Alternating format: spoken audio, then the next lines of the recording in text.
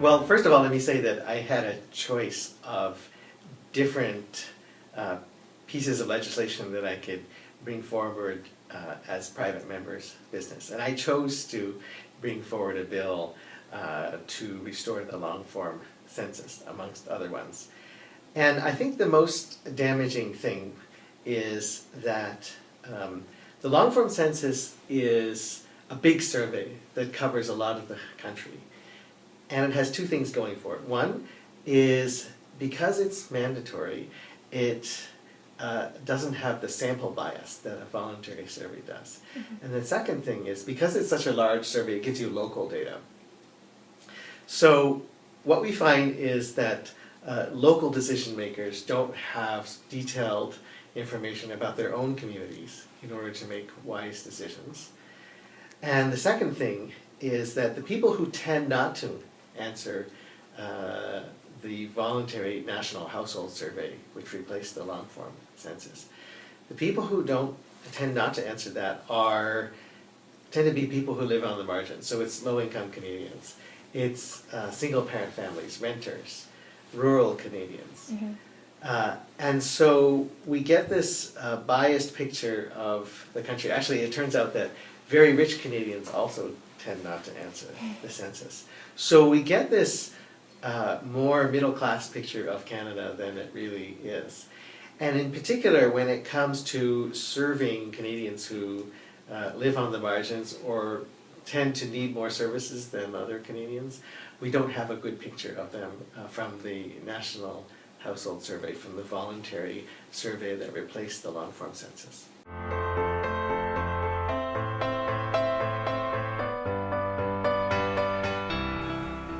Any politician will gather information by talking to as many stakeholders as possible. So for me, it is two main things. One is just phoning or meeting scientists or other stakeholders on my own, just going and talking to them.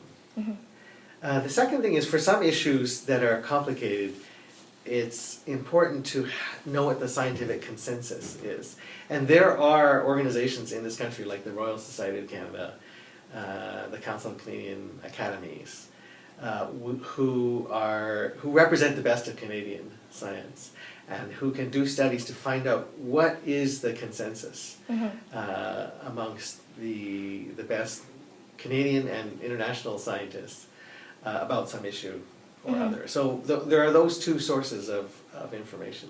On the bigger issues, there will be panels or that the societies may have been commissioned to put together and study. Mm-hmm. On some of the smaller issues, you really have to go to the individual scientists and the individual stakeholders and find out as much as you can just by talking to them.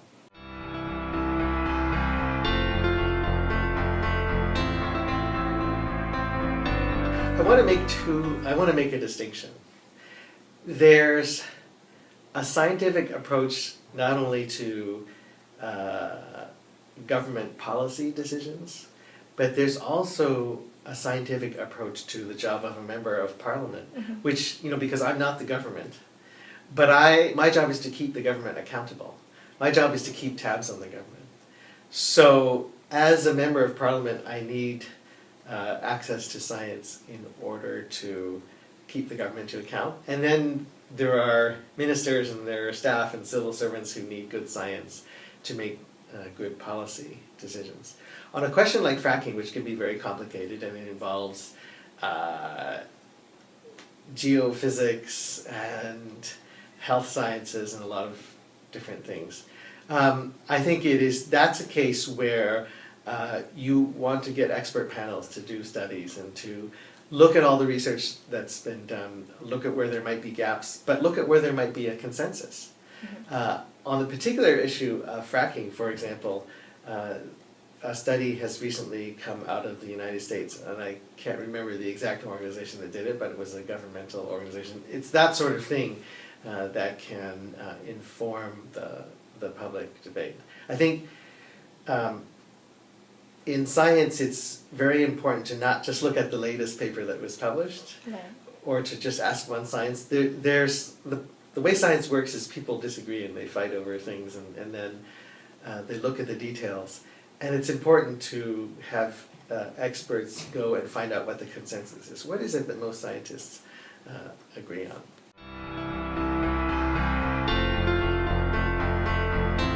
I don't remember the details of this particular fracking in the United States, but I didn't have any particular reason to think that it was partisan. Okay. Because the civil service has the capability to be nonpartisan. And in fact, if you're looking at a controversial issue and you want to find a combination of not only expertise, but a nonpartisan approach, then the government, and a disinterested approach, so in other words, somebody who doesn't stand to gain one way or the other, then government is the place to be. And that's, the government is the place to find those resources. And that's, I think, one of the problems with the cutbacks that have been occurring in the last few years by the current government in the science capacity of the federal government. Because those scientists are the ones, if there's some dispute over environmental protection or some economic interest, these scientists, their job doesn't depend on the answer that comes out of the research.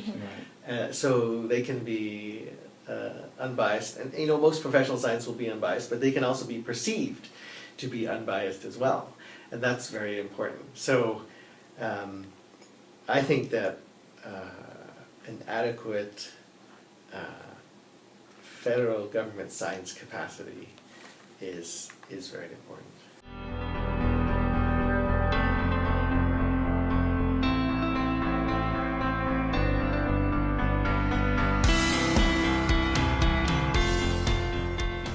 Well, I would back up a bit and first say that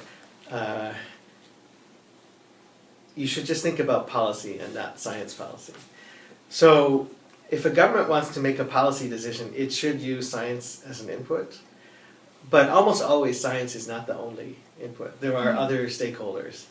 There are social values. There's values of justice and equality and all sorts of things which must be considered in addition to what the scientific facts are. I think it's very important to have the scientific facts straight. So if science contributes, it's important to find out what that consensus is, and then you add it to what people's values are and what they care about in order to reach an answer. So when it comes to GMO, for example, I think you'd want to at least put the scientific consensus about GMO on the table, and then look at what people want to do and try to figure out something that makes sense.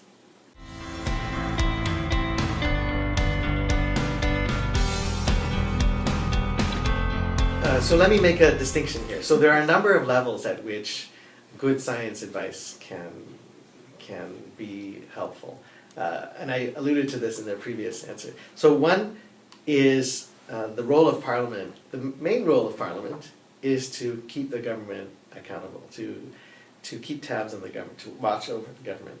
And so on many issues, we need good science advice in order to do that. Just like what the Parliamentary Budget Officer does. The Parliamentary Budget Officer has the resources and the expertise to really dig down into the numbers to figure out what the government is spending money on, how it's being spent, and what the result of the spending was. As members of Parliament, we don't have the time, we don't have the expertise to do that digging. So we rely on the Parliamentary Budget Officer. And the same thing would be true for science. Most MPs would not have the ability or the knowledge to investigate the scientific background to some issue. And so I think the science officer, as an officer of Parliament, could provide that expertise. The Liberal Party has also proposed this chief science officer as an advisor to government, and in particular as an advisor to cabinet, the Prime Minister and the other ministers. That's a totally different thing, because on the government level you are trying to make a decision and then the Parliament's going to try to keep you accountable. But you need, I think, real-time interaction with a science capacity in order to make these decisions. There are committees and panels or something which you can go to for longer studies, but currently the government doesn't have a sort of on-tap, day-to-day science resource, and I think that would be very important for just knowing what the facts are when an issue comes up. Because not every issue is important enough that you can create a commission or a panel or something and wait 2 years. There are many smaller issues where you just want to be on top of the facts. And many times the facts involve science, which can be a little bit complicated. And you need a connection to the scientific community. You need a filter to sort of sort out the technical things. And that's the role of a chief science advisor. I would add one more thing, and which is that I think this chief science advisor is not a partisan position. It's somebody who advises on a government level. But a lot of policy decisions and general directions of policy are made within political parties. So amongst the cabinet or the shadow cabinet or the party leadership. And I think it's very important to have science advice in the context of partisan discussion. So somebody who can sit at the cabinet table or sit in the caucus room with a science background and a connection to science, the science world, who can still be there when the doors close and you start talking politics and votes and things like that at the same time as you're trying to make policy decisions. Because many general decisions, not specific policy, but many general policy directions are made behind closed doors, and those are political decisions, because it's about, here's the scientific facts, and what are our priorities, and what does everybody want, and how do we allocate limited resources. Those things are not scientific questions. You have to have the right science, but allocation of resources is a political question. And I think it's important to have science at the table when those political questions are answered.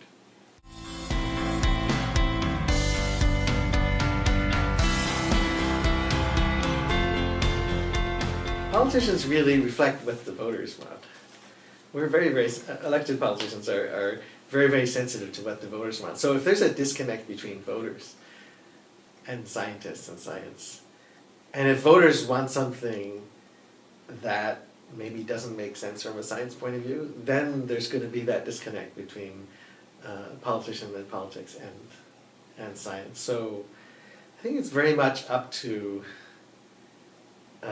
voters to demand that their politicians pay attention to science or approach things from a scientific point of view. That's not the case now. You don't get people writing in saying be more scientific. You get people saying do something about this issue or that issue, or spend more money on this or that.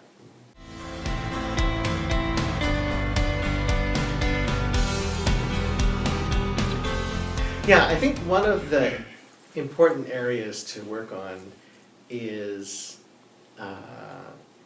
commercialization.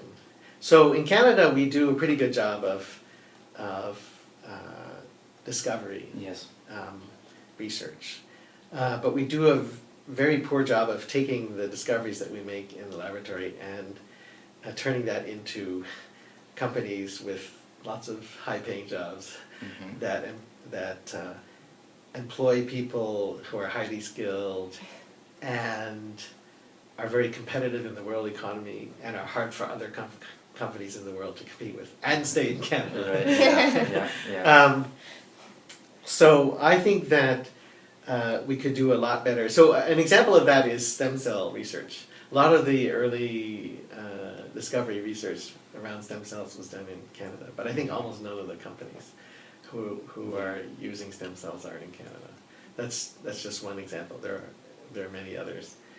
And I think that there's a lot the federal government could do to help out with sorting out our intellectual property regime, trying to support early stage ventures that are trying to commercialize discoveries, and improving access to capital generally for early stage risky R&D. Right.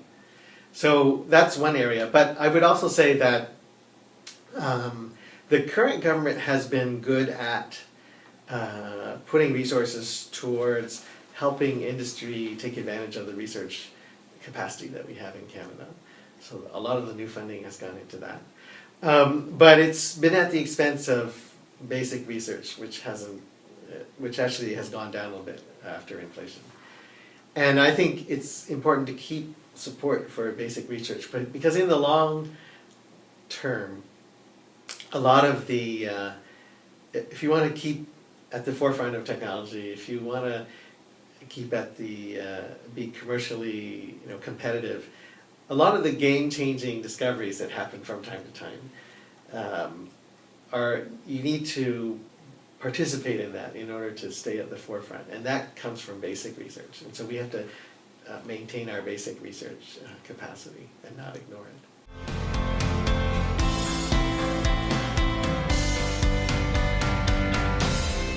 First of all, the Liberal Party is going to, if we get the opportunity to form a government, we will be investing in innovation and R&D with the idea of creating jobs, and in particular in areas like clean tech, and we'll be looking at the evolution in the energy economy that has to happen over the next few decades. And we don't want Canada to be sort of following along in that. We want Canada to be a leader.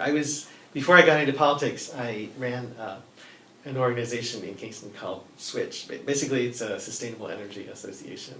But the idea was to try to position the economy around Kingston to take advantage of the sort of the long-term need to switch away from fossil fuels and move towards something else. Right. And that's the direction that the Liberal Party, one of the directions that the Liberal Party is going to take as it invests in innovation and R&D. But I also think it's important when it comes to education that we try to encourage the combination of technical skills and training and some of the soft skills. And so by technical skills, I mean things like engineering degrees and numeracy and science research capability. And by soft skills, I mean things like communications and teamwork and professionalism.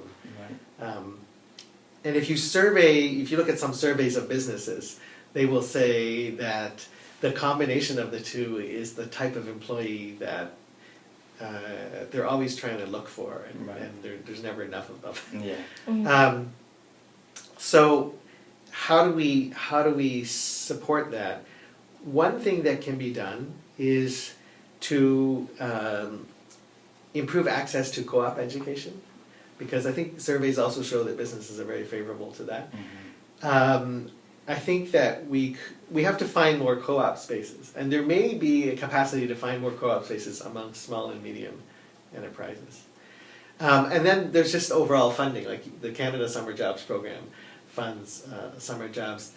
There's always more requests for money than is available. We could expand that program, but as members of Parliament, we get to see what the jobs are that get the Canada Summer Jobs money. And my sense is that we could probably tweak the scoring system for Canada Summer Jobs so that jobs with innovative companies, the kind of companies that are in the forefront of change and taking risk, and places where young Canadians can get a sense of what it's like to be an entrepreneur and risk failure. We should probably tweak the Canada Summer Job System to allow those jobs to score higher. And I don't mean to put down other kinds of jobs like running a summer camp for kids or something. I mean, you learn a lot from that. But I think in terms of the needs, the bigger, longer-term needs of our economy, exposing young people to entrepreneurship and risk-taking and potential failure and innovative companies is something that we probably should be doing. And expanding the co-op and work experience while you're in school is I think an important part of that. There's also little tweaks. I've heard from, there's a group called MyTax, which pairs graduate students. We're familiar with that. And there's probably some adjustments that need to be done there, because when I talk to small kind of startup companies, when they use MyTax, they say there's a bit of a disconnect between startups where you have these really critical milestones you have to reach, and you have to like work like crazy to meet these milestones, versus the academic thing, like, well, I want to graduate by a certain date, and so I need to stop and write my thesis or something, and that it doesn't quite fit. So there has to be some adjustment to make that work better.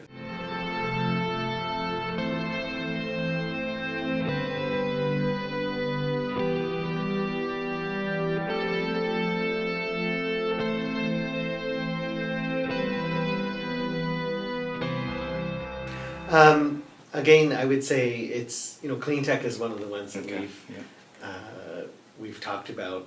I think you have to be a little bit careful about choosing, because you might be wrong, because technical developments in the economy might change.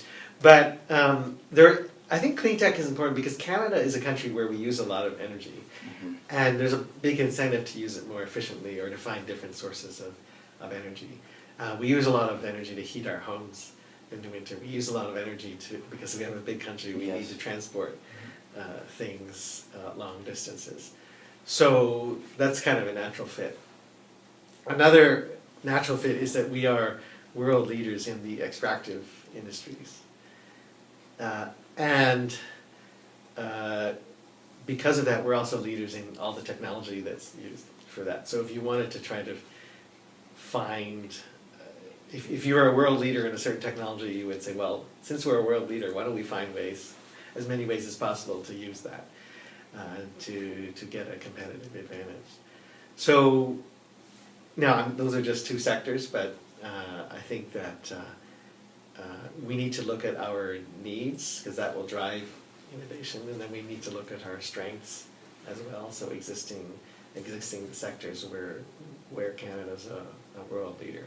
Those would be some of the areas that I think would be the most important.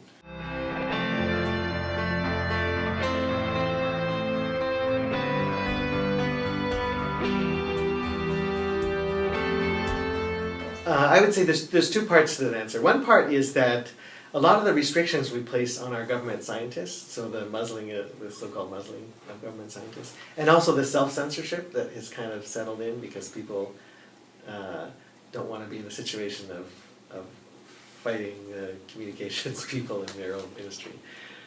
So that is preventing, that's a drag on international collaboration. So I think we need to do something about that, and the Liberal Party would, if it were to form government, would immediately unmuzzle government scientists and remove that barrier to international collaboration. I mean, we have groups of international scientists writing letters complaining about the muzzling of Canadian government scientists and how that affects the ability to collaborate. There's also limitations on traveling to conferences too. And conferences can be pretty important for that face-to-face discussion that often is leads to collaboration.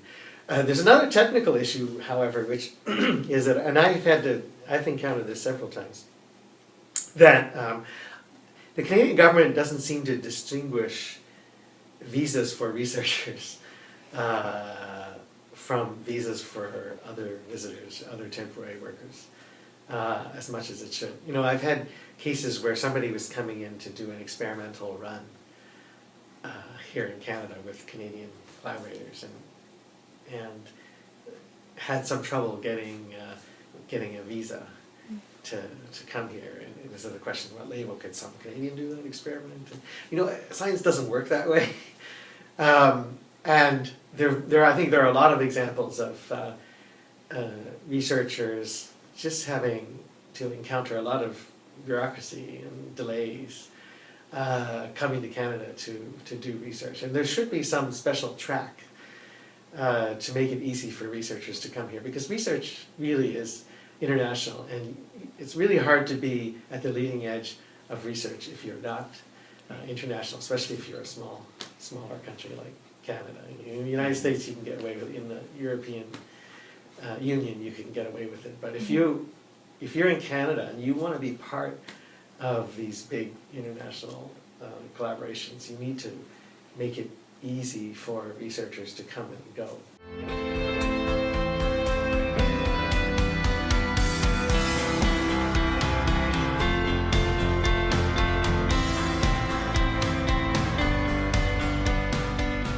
So I think to diversify, if you have sectors of your economy that benefit a lot when, say, oil prices are high, then you should try to create sectors of your economy that benefit when oil prices are low. And so, a natural complement to the oil industry would be energy-intensive manufacturing.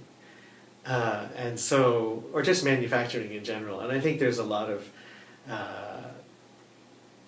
possibility for research and development and the commercialization side of it to encourage the development of a manufacturing sector. Now, it cannot be the exact same manufacturing that we did before, because those jobs have left to places where the cost of labor is lower. It cannot be jobs based on a low cost of labor. Right. It has to be jobs where we use our technology advantage, because we developed it in Canada, to create jobs that are high value added so that they can pay well. And because of technology, have a high barrier to entry and give us a competitive advantage. And we have to nurture these companies and have them grow and develop so that they stay in Canada. And another thing that in the long term that gets companies to stay in Canada is you don't just try to develop one company, you try to develop an industry. Right. So you try to develop a company and its suppliers and its customers and its infrastructure, like legal infrastructure, transportation infrastructure, whatever. You develop a whole industry, and then it can't leave. It's very hard for it to leave, and I won't say it can't leave, but it's very hard for it to leave. And but if you set up an industry, it also attracts other related companies that want to be part of that supply chain. So that would be the long-term strategy. And you're comparing different parties here, and I'm talking about something long-term, like creating an industry. But for a long-term industrial policy like that, you probably should try to get agreement between parties, because you cannot have this kind of long-term big industrial policy flip-flopping around every time there's an election, because businesses won't invest and they won't prosper under that kind of environment. So you really need to get different parties and different interests together and say, okay, what is our strategy, and what can we agree on that we will stick to, even if the government changes and different parties are in power? What can we stick to over 20 years? I think that's an important thing to remember when you approach industrial policy and questions of, like, how do you go from R&D to lots of good jobs for a young Canadian? Because in certain in a software sector, it may just take a year or two to get to market, so you don't have to worry about these issues. But if you're talking about biosciences, health sciences, chemistry, chemical industry, it's 10 to 20 years to market sometimes. So you have to be able to stick to a strategy through changes in government.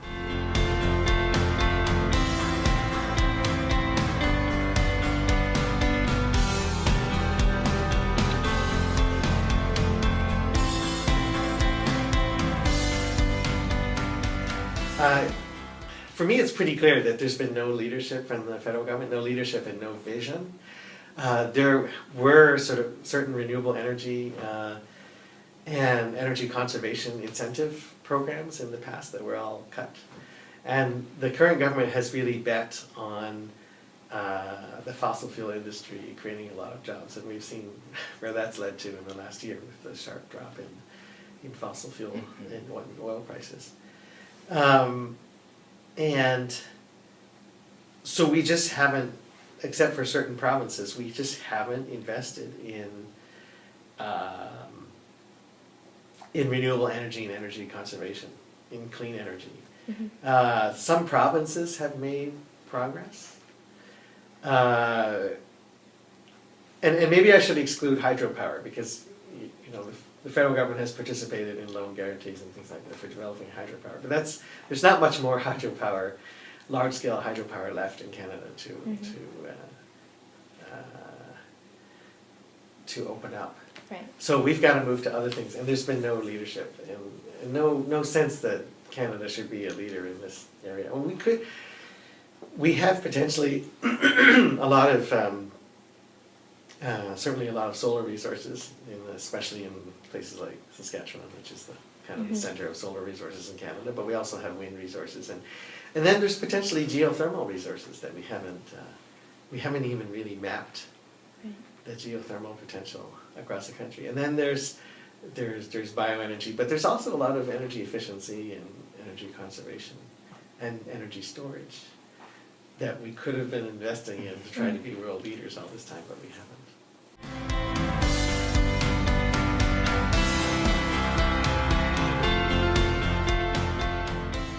Well, really, I mean, putting money into research and development and commercialization is, we're a little bit behind now, but I think we need to push in that. And then the other thing to do when it comes to energy is to level the playing field, and that involves putting a price on greenhouse gas emissions. Because right now, burning greenhouse gases, you can do that for free. And so energy conservation or efficiency or renewable energy is at a disadvantage because it has to compete against the subsidy of being able to emit greenhouse gases for free. So putting a price, the so-called price on carbon, getting that in place is really important as a market-based incentive for all of these other future energy sources and efficiencies.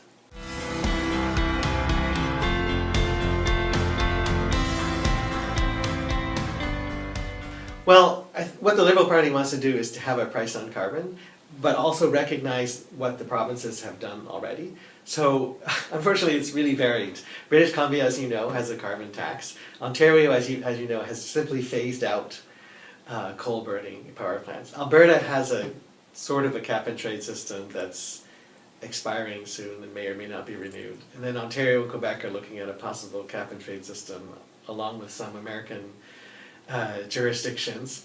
So it's a mishmash. But what the Liberal Party will do is we will put a price on carbon through a mechanism that's compatible with what the provinces have already. But it's got to have national standards, and it's got to have a carrot, and it's got to have a stick too. It's got to have penalties for not being part of the system. So that remains to be developed, and it's not up to the federal government to decree what they should be. I think the federal government will get together with the provinces, sit down and say, listen, we have to do this. We can do it together or separately, but let's do it together. And figure out what the carrots and the sticks are and what the standards are.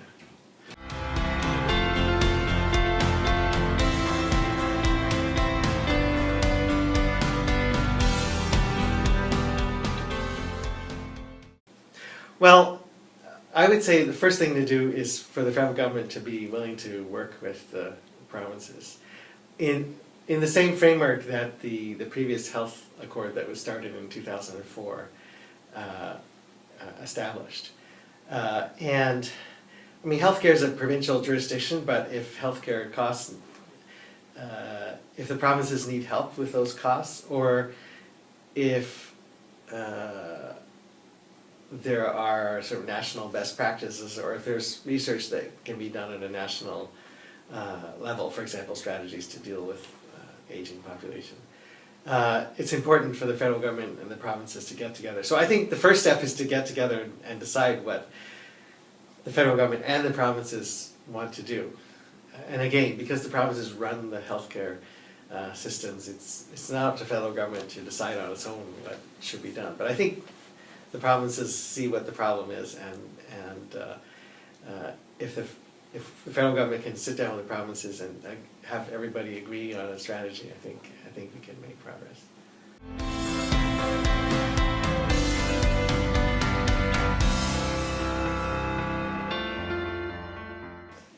No, I think the first thing to do is just to have these meetings with the provinces, okay, and sit down in the way that the federal government and the provinces got together before 2004. So there's nothing specific on the table, if that's what your question is. Yeah.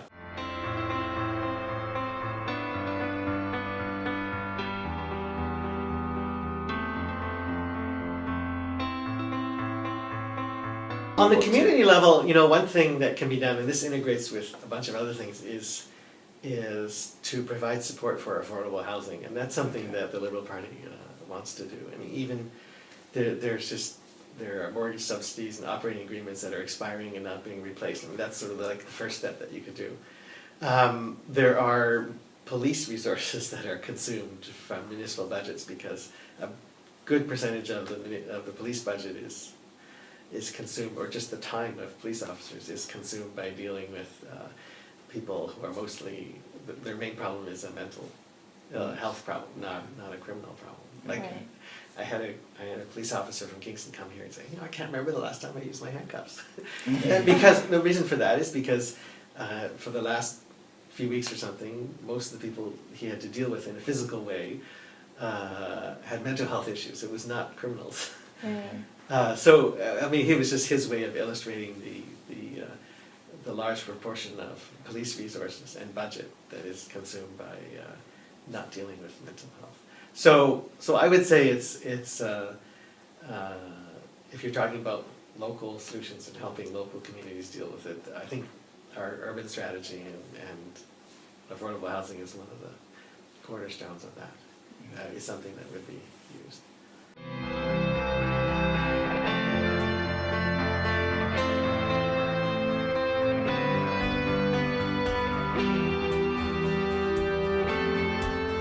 Well, I'll tell you why I like the Liberal Party. And it's because we like to argue a lot. I've always felt in the Liberal Party that if I had a good argument and I did my homework, that I would always be listened to. And in the end, people might have better arguments and tell me I'm wrong. But I've always felt that the Liberal Party is the one that will consider all the facts and say, oh, maybe we were wrong. Well, try to convince me and see what happens. No, I got another argument. Okay.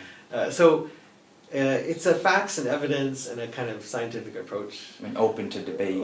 It's open to debate. And one thing I would say is that Justin Trudeau, and related to this, Justin Trudeau has this transparent government initiative. And one thing he wants to do is open up the access to information process, making sure that things come out within 30 days and making sure that information is released in digitized form so that you can actually, if you get a table of numbers, you can actually do something with it. Because that's one way that they make it hard for you to do anything with access to information, is they throw it out and it's all like faxed, photocopied. And it's a lot of effort to turn the numbers into something, so you can't really check in many cases. Anyways, so Justin wants to make it digital. And the idea is that we want to make it easier for the public to have information. And what I would tell young people is that this approach is going to create more embarrassments for government.